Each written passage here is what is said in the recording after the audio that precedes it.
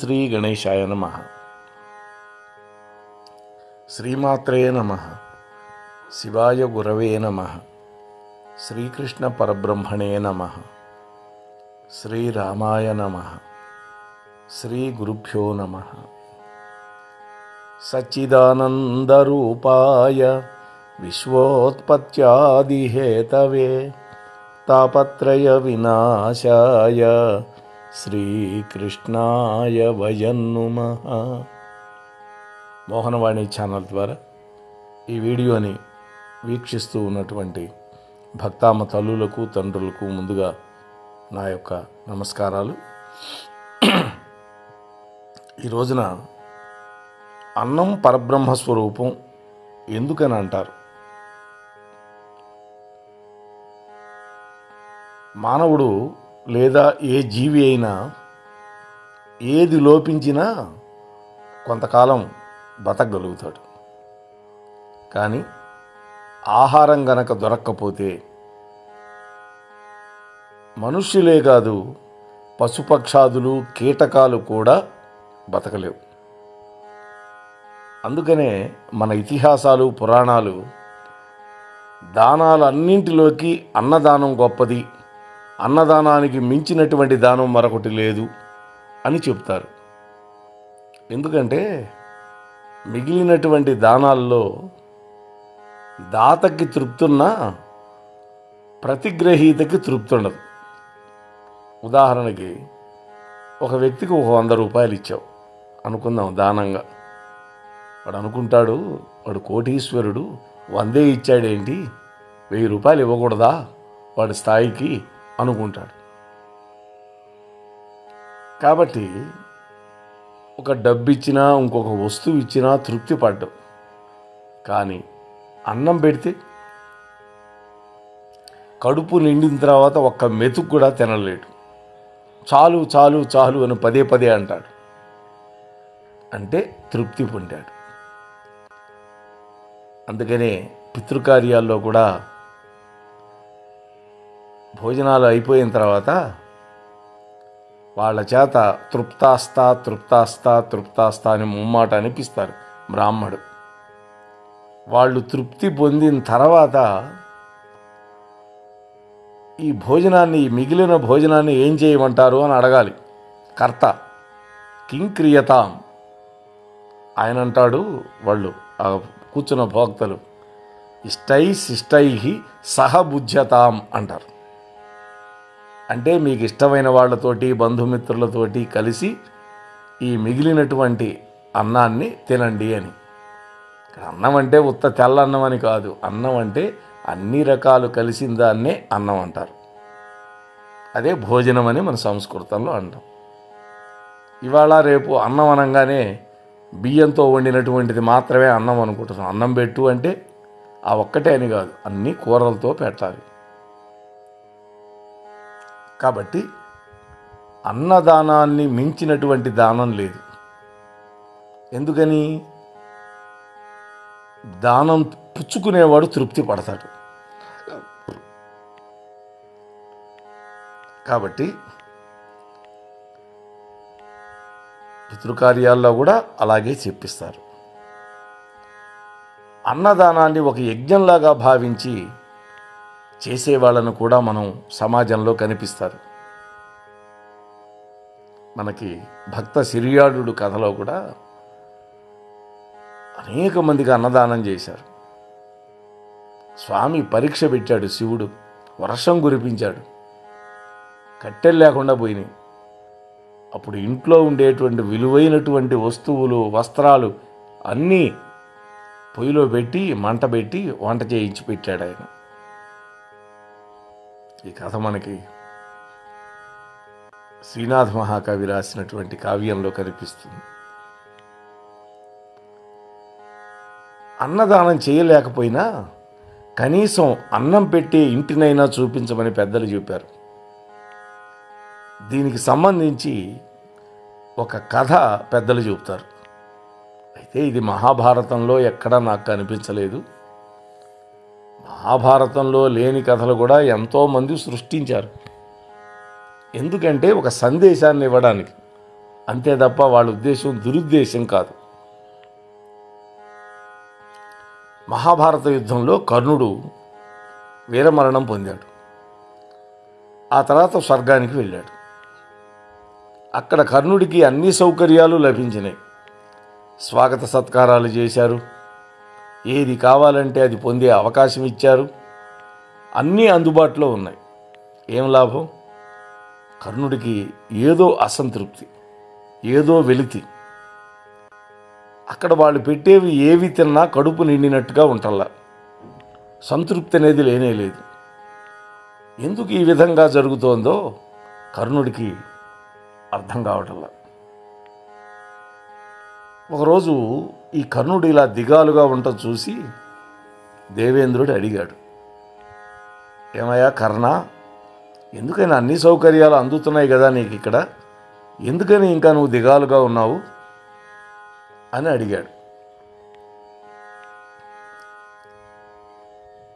అప్పుడు కర్ణుడు చెప్పాడు, ఓ ఇంద్ర, నాకు ఇక్కడ అన్ని సౌకర్యాలు ఉన్నాయి, భోజనం కూడా పెడుతున్నారు, ఏది తిన్నా కూడా నాకు కడుపు నిండి తృప్తి కలగటం లేదు అన్నాడు. అప్పుడు దేవేంద్రుడు ఒక చిరునవ్వు నవ్వి, కర్ణ, భూలోకంలో నువ్వు అనేక దానాలు చేశావు, అడిగిన వాడికి లేదనకుండా ఇచ్చే దాన కర్ణుడివి అని కూడా నిన్ను చెప్పారు. కానీ ఏనాడైనా నువ్వు అన్నదానం చేశావా అని అడిగాడు. లేదు అన్నాడు. నేను ఎన్నెన్నో దానాలు చేశాను, కానీ అన్నం మాత్రం దానం చేయలేదు అన్నాడు. ఏమన్నా ఎందుకని? నేను కావాల్సిన ద్రవ్యం ఇస్తున్నాను కదా, కావాల్సినవన్నీ ఇస్తున్నాను కదా, ఆ బంగారంతో వాళ్ళు కావాల్సినవన్నీ కొనుక్కొని వాళ్ళ ఇష్టం వచ్చినవి వండుకొని తింటారు కదా అనే ఉద్దేశంతో కర్ణుడు అన్నదానం చేయలే. ఇది జరిగింది. అంతేగాని అన్నదానం చెయ్యలేక చేయలే. పోనీ కర్ణ, నువ్వు పెట్టకపోయినా పెట్టే ఇల్లైనా ఎప్పుడైనా చూపించావా అన్నాడు. కాస్త ఆలోచించాడు కర్ణుడు. అవును, గుర్తొచ్చింది దేవేంద్ర, ఒకనాడు ఒక పేద బ్రాహ్మణుడు నా దగ్గరకు వచ్చి అన్నం పెట్టించమని అడిగాడు. అప్పుడు నేను ఏదో ధ్యాసలో ఉండి నాకు అవకాశం లేదు, కానీ ఇదిగో అక్కడ ఈ బజార్లో ఈ 6వ ఇల్లు ఉన్నదే, ఆ ఇంటికి వెళ్ళు అని ఒక ఇంటిని చూపించాను అన్నాడు. అయితే కర్ణ, నువ్వు అన్నదానం చేస్తారు అనే చూపించావు కదా ఒక ఇంటిని, ఏ వేలుతో చూపించావు అన్నాడు. జనరల్గా ఎవరైనా కుడి చేతి చూపుడు వేలుతో చూపిస్తాం, ఆ వేలు చూపించాడు. అయితే ఆ వేలు నోట్లో పెట్టుకొని చీకు అన్నాడు ఇంద్రుడు. సరేనని ఆ వేలిని నోట్లో పెట్టుకొని చీకాడు కర్ణుడు. ఒక్క గుడక వేశాడు. ఆ క్షణంలోనే అతడు కడుపు నిండిపోయింది. అంతవరకు అతనిలో ఉండేటువంటి అసంతృప్తి మటుమాయమైపోయింది. ఎనలేని కనీవేని ఎరగనటువంటి తృప్తి కలిగింది కర్ణుడికి. ఈ కథనం ద్వారా అన్నదానం యొక్క మాహాత్యం, దాని యొక్క ప్రాశస్యం అర్థమవుతోంది కదా. నిత్య జీవితంలో మనం ఎదుర్కొనే అనేక ఇబ్బందుల నుండి, ఇక్కట్ల నుండి బయటపడాలి అంటే చక్కటి రెమెడీలాగా పనిచేస్తుంది అన్నదానం. పండితులు చెబుతారు ఈ మాట. ఎందుకని? కృష్ణ పరమాత్మ భగవద్గీతలో చెప్పాడు, అన్నార్భవంతి భూతాని పర్జన్యాత్ అన్న సంభవ అన్నాడు. అన్నార్భవంతి భూతాని, సమస్త భూతాలు అన్నం నుంచే పుడుతున్నాయి అన్నాడు. ఆ అన్నాన్నే భుజిస్తూ ఉన్నాయి. కాబట్టి మరి ఈ అన్నం ఎలా దొరుకుతుంది అంటే యజ్ఞం వల్ల దొరుకుతుంది. యజ్ఞం చేయటం వల్ల ఆ హోమ ధూమం ఆకాశంలోకి వెళ్ళి మేఘాలు సృష్టించి వర్షం కురిపిస్తుంది. భూమి ఆ వర్షపు నీటిని పట్టుకొని, ఒడిసి పట్టుకొని, తనలో వేసినటువంటి విత్తనాన్ని మొలకెత్తింపజేసి అది ఒక వృక్షంగా మారుస్తుంది. దాంట్లో నుంచి ఆహార పదార్థాలు, పండ్లు ఇవన్నీ వస్తాయి. కాబట్టి గీతాచార్యుడు చెప్పిన విధంగా అన్నం అనేది అంత గొప్పది. ఇవాళ రేపు చాలామంది భోజనాల్లో చూస్తే తమకి అక్కర్లేని వద్దు అని చెప్పరు. వాళ్ళు వేస్తూ ఉంటే గుడ్లప్పకిచ్చి చూస్తూ ఉంటారు. చివరిలో ఇస్తళ్ళలో అవన్నీ పారేస్తారు. అలా వాళ్ళు ఎంగిలి చేసి పారేసింది ఎవడ తింటాడు? అదే నీకు ఇష్టం లేని వద్దు అని చెబితే వెయ్యరు కదా. అప్పుడు మరొకడికి ఆ పదార్థం పనికొస్తుందిగా. ఇలా అన్నాన్ని వృధా చేయటం కూడా గొప్ప పాపం. అటువంటి వాడికి అన్నం దొరకకుండా పోతుంది అని పెద్దలు అంటారు. అన్నం పుట్టదురా నీకు, ఇలా అన్నాన్ని వృధా చేస్తున్నావు. పిల్లలు అప్పుడప్పుడు చేస్తూ ఉంటారు, వాళ్ళకి తెలియక. అందుకని ఆ తల్లి తండ్రి జాగ్రత్తగా నువ్వు తిను, ఇది తర్వాత పెడతాను అంటుంది. లేకపోతే ఆ గిన్నెలో ఉండేదంతా పెట్టమంటాడు వాడు. ఎందుకని? వాడికి తెలియదు తాను ఎంత తింటాడో. తల్లికి తెలుసుగా తన బిడ్డ ఎంత తింటాడు. అందుకని తిన్న తర్వాత మళ్ళీ పెడుతుందమ్మ. అన్నాన్ని ఎప్పుడూ పారేయకూడదు. కొంతమంది తింటే ఇస్తరి కానీ కంచం కానీ క్లీన్గా ఉంటుంది. పూర్వం మా కాంతరంగం తాతయ్య గారని మా ఊర్లో ఉండేవారు. వారు భోజనం చేస్తే కింద ఒక్క మెతుకు పడదు, కంచంలో కూడా ఒక్క మెతుకు కూడా ఉండదు. అంత శుభ్రంగా తింటారు. అలా తినాలి. కొంతమంది తింటే చుట్టూతా కళ్ళమే. తిన్నంత తిని పారేసినంత పారేయటం. ఒక ఆయన కరేపాకు బారేస్తాడు, ఇంకో ఆయన మిరపకాయలు బారేస్తాడు. పారేయకూడదు. అన్నదానం వల్ల ఎన్ని సమస్యలు ఉన్నా కూడా పరిష్కారం అవుతాయని పెద్దలు చెబుతారు. అన్నదానం చేయటం వల్ల అధికమైన ఆదాయం వస్తుంది నీకు. నీ ఇంట్లో ఏనాడు అన్నానికి లోటు ఉండదు. అన్నదానం చేసేటప్పుడు వీడెవడు, వీడిది ఏ కులం, వీడిది ఏ మతం అని ఆలోచించి చేయకూడదు. మిగతా దానాలకి పాత్రత చూడాలి.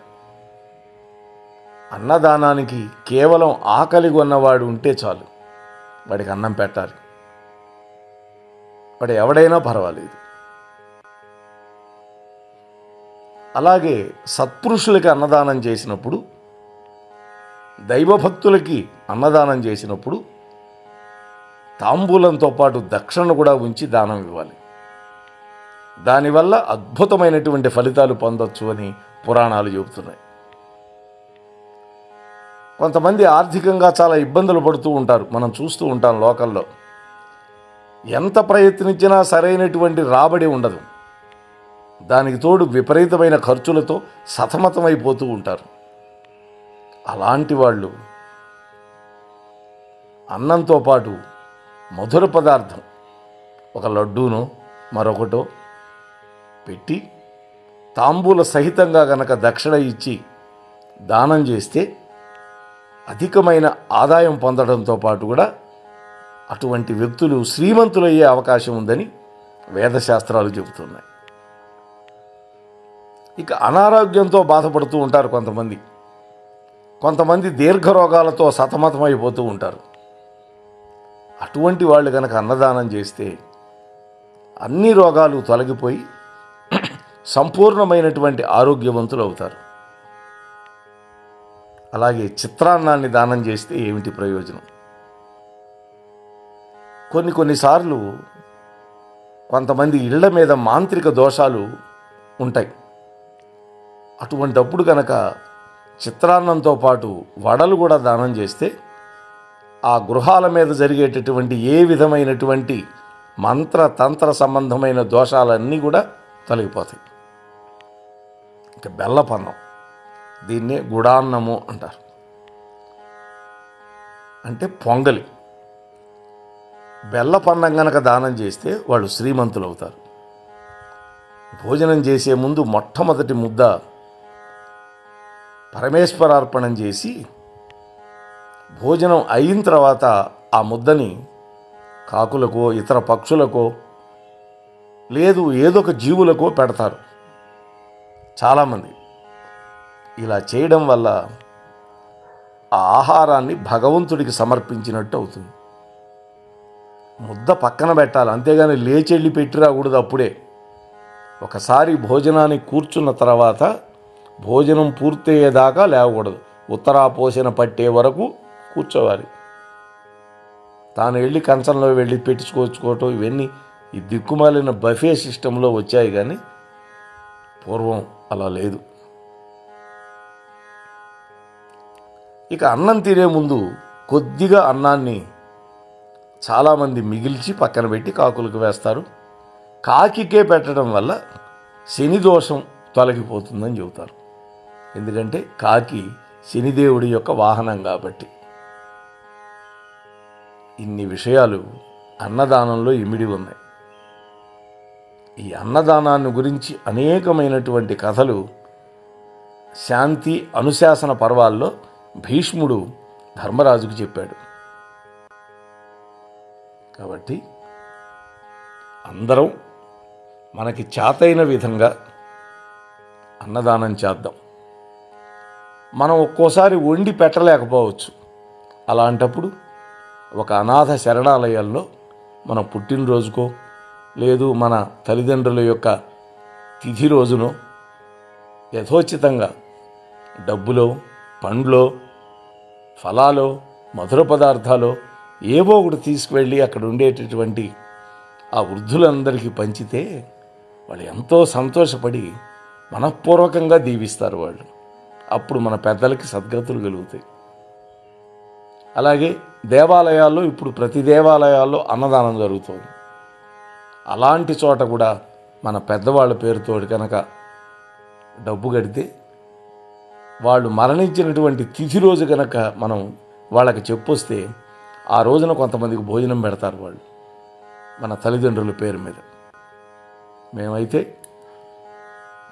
2-3 చోట్ల కట్టొచ్చాం. కాశీ క్షేత్రంలో, అలాగే శ్రీశైలం ఇలాంటి పుణ్యక్షేత్రాల్లో కనుక కడితే మరింత ప్రయోజనం, మరింత పుణ్యం వస్తుంది. మనకు ఎంతో భగవంతుడు శక్తియుక్తులు ఇచ్చాడు సంపాదించుకోవడానికి. పితృదేవతలకి పేరున గనక చేస్తే వాళ్ళకి సద్గతులు కలుగుతాయి. 10 మంది ఆ పూర్వకంగా భోజనం చేస్తారు.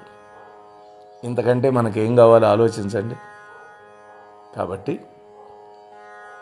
మా అమ్మాయి వాళ్ళైతే కరోనాకి ముందర నెలలో ఒక ఆదివారం ఒక 20-30 మందికి వండుకొని వాటిని డబ్బాల్లో ప్యాక్ చేసుకొని ఈ యాచకులుగా ఉంటారు రోడ్లమ్మడి కారు వేసుకొని వెళ్ళి వాళ్ళందరికీ తలా ఒక ప్యాకెట్ పంచి వచ్చేవాళ్ళు.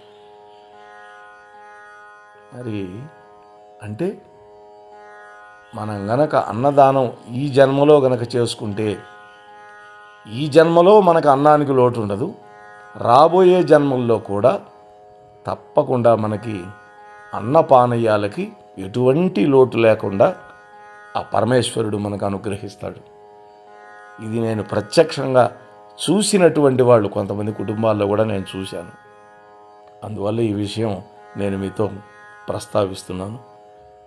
కాబట్టి ఓ భగవద్బంధువులారా, మనకి ఉన్నంతలో అన్నదానం చేద్దాం. తప్పకుండా మనం సత్ఫలితాలను పొందుదాం అని మీతో మనవి చేసుకుంటూ ముగిస్తున్నాను. స్వస్తి. మోహనవా